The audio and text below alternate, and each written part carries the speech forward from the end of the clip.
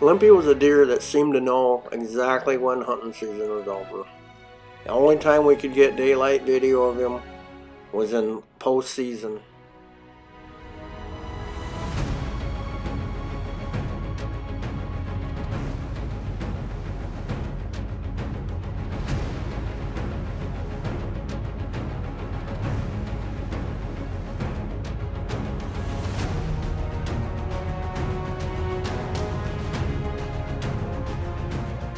Year after year, he did the same thing. Waited until late season, started showing up on his food plots. During the daylight hours, we'd wait till we seen his antlers were off, and then we'd go in and find him.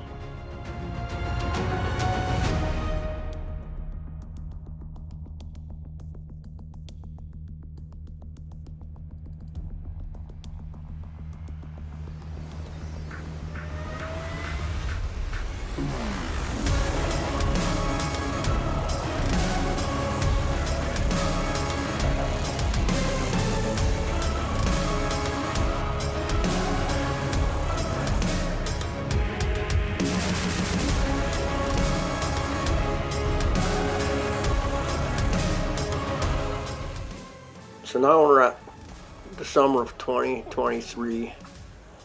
Started getting a lot of daylight pictures of Limpy, which never happened.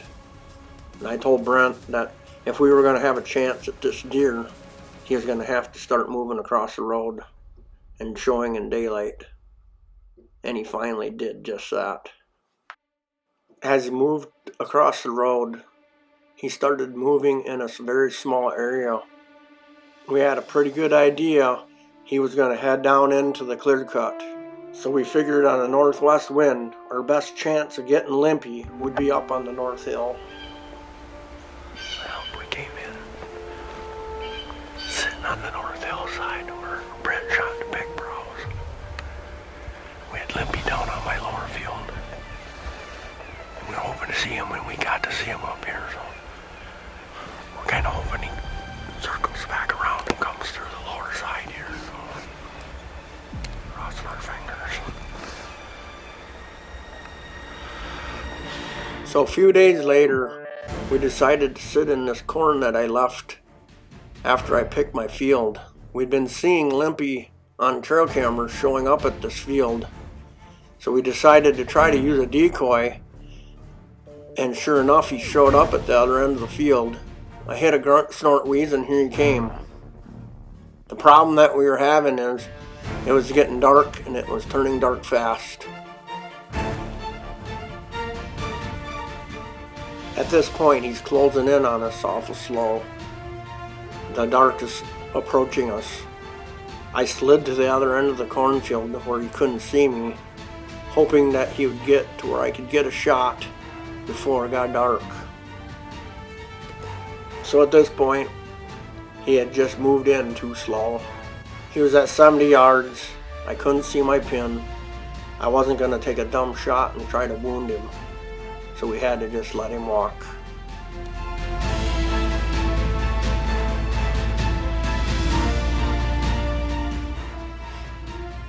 As he continued to move past the Christmas tree stand, my bow tag was filled and muzzleloader season was right around the corner. So I decided for the first time I would try a muzzleloader to see if I could get the job done.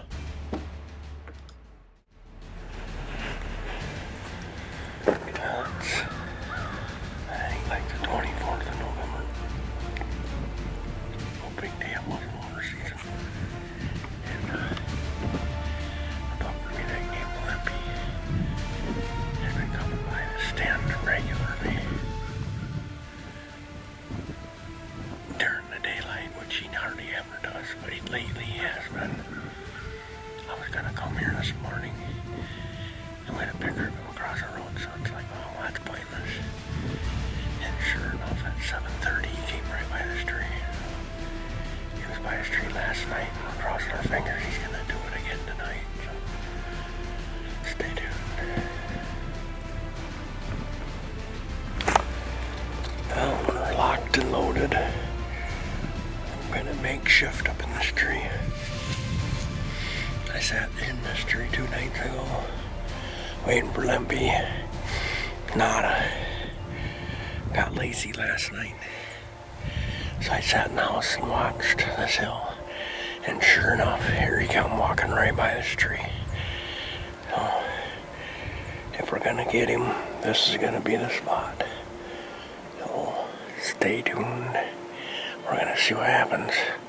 It's about probably just rolling on 1 o'clock now, so I got a few hours to sit in this cold. So stay tuned.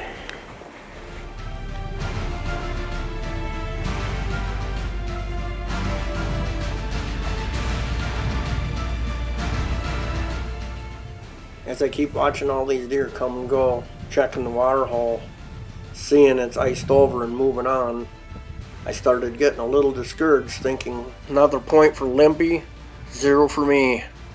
This deer had my number. There's no way Limpy is going to come out in the daylight. So I was just about ready to leave. I look up and here he comes.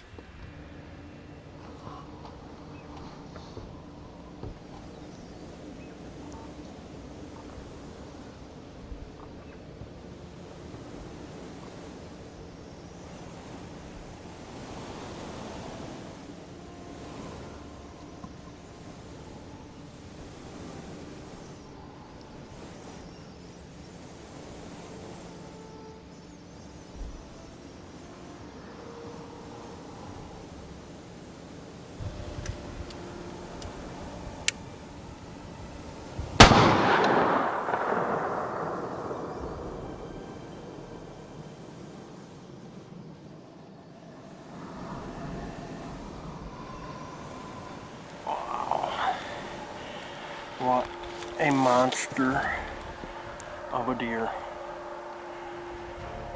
This right here is a legend. He's a 200-inch deer in my eyes. I don't care what he scores, but this deer is a legend. Brent's got sheds off him for like 6 or 7 years. At least one side every year. The neighbor found both sides last year. Never moved during the daylight until this year. We finally started getting a bunch of pictures. I started getting a bunch of pictures by the Christmas tree stand. Wow. Man, does he have some mass. I had to cheat and use a muzzleloader, but I'm okay with that.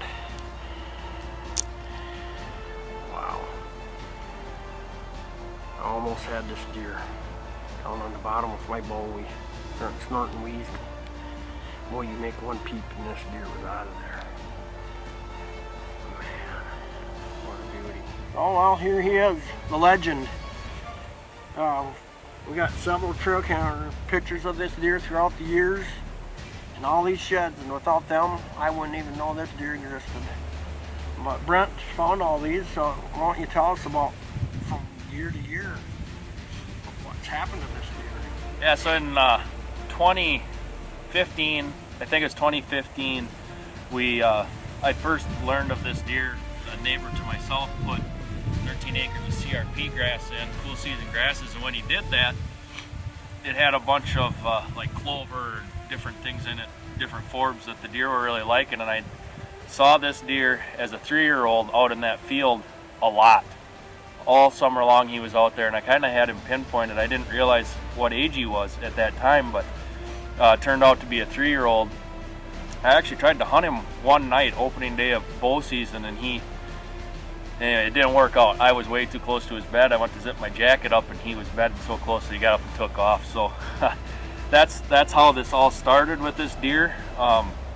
You know, that year he got wounded by one of the neighbors, and grew kind of through just a weird flyer off of his right side, and short. Yeah, his main beam got short on his left side, so he had one point basically off of his right side, and then a kind of a goofy main beam. And then we were watching him and thinking that he probably would never really turn into anything because of that injury, and the sides kept getting a little better and a little better. Yeah, so that year there, you can see how much smaller his right side was than his left side. And, you know, we were kind of, well, yeah, it's just another deer. He's probably not going to ever turn into nothing. And fast forward, you know, last year when he was 9, and then, you know, well, when he was 8, and then when he was 9, it's like, geez, he's actually really turned into something, even though he's old. You know, most people would say when a deer gets that old, they start going downhill. That's not the case with this deer at all. And it's been a fun, really. I mean, he's 10 years old. It's been pretty fun to experience and watch this thing grow. And like Scott said, he was an absolute ghost. If it wasn't for a couple daylight trail camera pictures and finding these antlers, he lived between our houses and we never ever saw him. Never got to see him. So I couldn't be happier that Scott was able to get him. You know, having this much history with an animal is really special. It's really something to, I mean, really truly cherish. We're very fortunate to have the opportunities. It's a 200-inch deer in our eyes. Yeah, you know? for sure. It's just you hunt a deer that's 10 years old, and it's like you're hunting a 200-inch deer. I mean, we're happy and sad at the same time. I mean, you have this deer, and just beautiful creature, and ghost that we've been after, and now we just ended his life. But I mean, that's what we do, and needs to be done. But it's still, you're a little sad. I mean, I'm not gonna lie, you're just such a beautiful animal. You hate to see that you're not gonna get any more trail camera pictures or find any more antlers. So that's for sure. But it's a good ending to the story, and congratulations, it's a heck of a deer. Yeah. All right. We got him. Yep.